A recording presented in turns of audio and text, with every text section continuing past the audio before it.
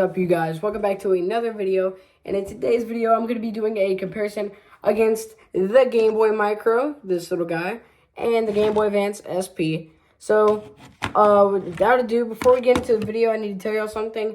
If y'all hear like pencils or writing, it's my little brother right here. He's going to be doing a little bit of information writing about this because he has no idea about this. And he just wants to know the information. So he's going to be down there writing about it. So without a doubt, let's get right into the video and start off with this little guy. Cut to the scene.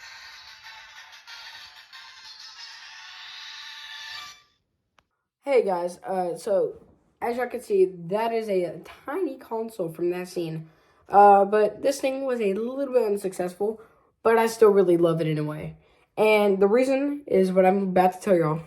The Game Boy Micro released in 2006. And back then, the original DS was the thing, which could play DS games and Game Boy Advance games, which was the worst possible time to release a console like the Game Boy Micro. Maybe it would have been good before the DS, but after, this is kind of a retarded move. It only sold about a little bit over 2 million systems and could only play Game Boy Advance games. So, like, if I take Pokemon, for example, which I just got done playing, if I take it and just slide it in there, it'll work, as y'all can see. But, sadly, this thing was not backwards compatible. So, like Donkey Kong Land won't fit, and I'm not even gonna try because these things are expensive. I paid like $200 for these, and they go for like $400 on eBay. So I'm not trying to ruin it. But this little thing was a very tiny mistake in Nintendo. But really, I kind of like it. Because I already have Game Boys, Game Boy Pockets, and Game Boy Colors. If I wanted to play Game Boy Color games, I would just use a worm light and play the Game Boy Color games. If I wanted to play Game Boy games, I'd take my original Game Boy, play Game Boy games. But I only play Game Boy Advance games on the Micro, and on any Game Boy Advance, really. But I really have my own reason for that, and I really don't want to talk about it at the moment. But still, most people, probably back then, only had one Game Boy. They were able to choose between the Micro and the SP. And the SP on the back of the box said backwards compatibility. Backwards compatibility. And the Game Boy Micro said Game Boy Advance only. Most people went for this guy instead of this guy. But some people thought about it and they were like, you know what? Screw it. Might as well test it out. And I really like the Game Boy Micro because even if you think about it, the Game Boy Advance library, there are 1,500 Game Boy Advance games in the entire world, and only 300 of them are re-releases, which still leaves about 1,200 Game Boy Advance games for you to adventure into on your Game Boy Micro. Think about that. But if you really wanted to play Pokemon Blue, Donkey Kong Land, Mortal Kombat, anything on your Game Boy Advance, you would still go for either the regular one or the Advance SP. But still, I really like the Micro. With its amazing battery life of 7 to 12 hours of battery life, it's still pretty good. Even the lowest brightness setting is better than the AGS 101 Game Boy Advance SP, as I'll show y'all right now. So if you hold down L and you press up and down on the brightness settings, it's already on its lowest brightness setting. And then I'll change it all the way up to the largest one, then all the way back to the lowest one. It's pretty bright and amazing to see in the dark. But it's still a pretty small system. What about for other people where it'd be uncomfortable? That's where the grips come in. On eBay for around $20, you can find Game Boy Micro grips. You put them onto the Game Boy Micro, and it feels like a bigger system, which is really good. Perfect fix. But for people that really want to just play it and then slip it back into their pocket without having to take a grip off, it was kind of uncomfortable. For me, it's fine because I like to deal with stuff, and I'm not a pansy. Not saying that anyone else is, but I'm just saying. But still, anyways, the screen was only around 2 inches long. The full system is around 5 inches in length and around 3 to 2 inches in width. Sadly, the D-pad. The only buttons on here were the D-pad, so down, left, right, up, BA, a tiny speaker that still sounds really loud, L, R, Game Boy Advance cartridge slot, and details on the back. This system actually did release 2005, my bad. 2005, not 2006. But same year as the Game Boy Game Boy Advance compatible DS. Really? Nintendo. They must have been high on something. Like, come on now. But anyways, so that's about it. The buttons were really small. And the funny thing is, instead of uppercase, they made the buttons letters lowercase to show that this system is really that small. Literally. That's the funny part. But the speaker still sounds pretty good.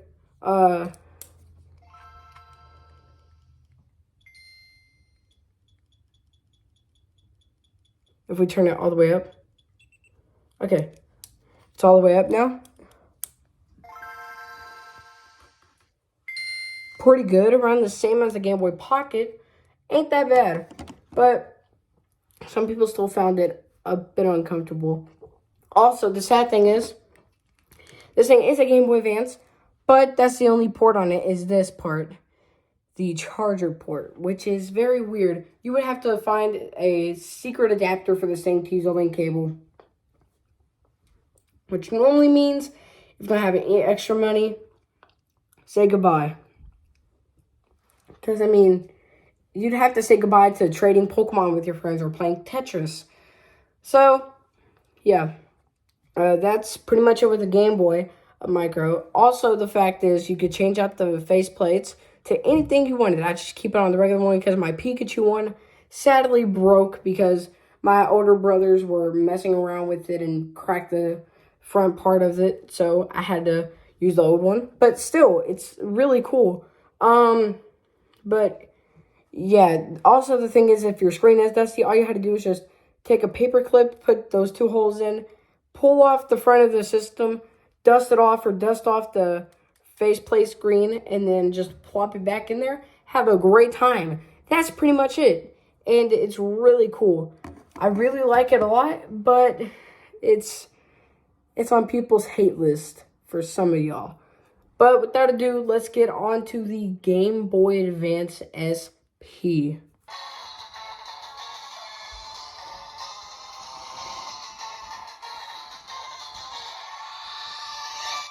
As y'all saw in that scene, the scene showed the Game Boy Advance SP on it with this light on, playing Pokemon, or the Pokemon theme song.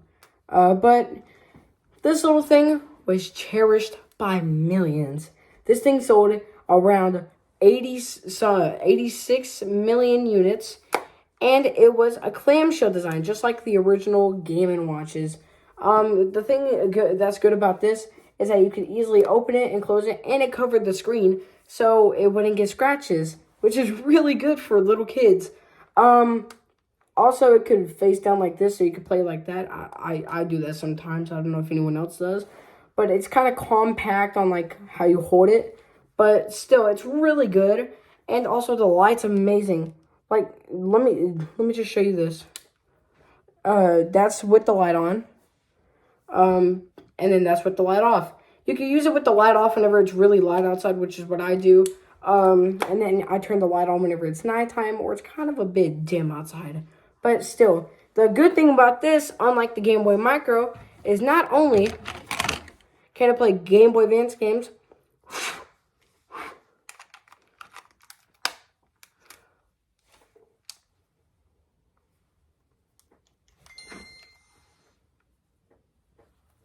it also plays Donkey Kong Land.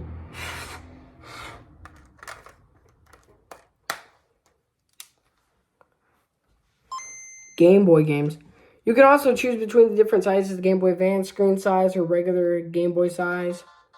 But it's really good. It could also play Game Boy Color games, but I don't have any at the moment to show you. But yeah, pretty much. It was really good. But the thing is about Game Boy games is that whenever you did plop them in, it did stick out a bit. But with the Game Boy Advance games, however, they were just amazing. They were flush, like peanut butter jelly, like freaking marshmallows and fire, everything. Like, it was just flush in there, which is really good. Most people would left the Game Boy Advance game in there just in case so this part wouldn't get dust inside of it and mess up. But yeah, I really like this design because it's clamshell, screen's protected, and the only buttons on here are select, start, BA, speaker right there in front of you, so it's going to blast in front of you, which is going to be good if you want to listen to it as a speaker. A light button that changes it from on and off. The on and off switch, down, left, right, up, volume, and then R and L, which are really convenient sometimes, but not all times.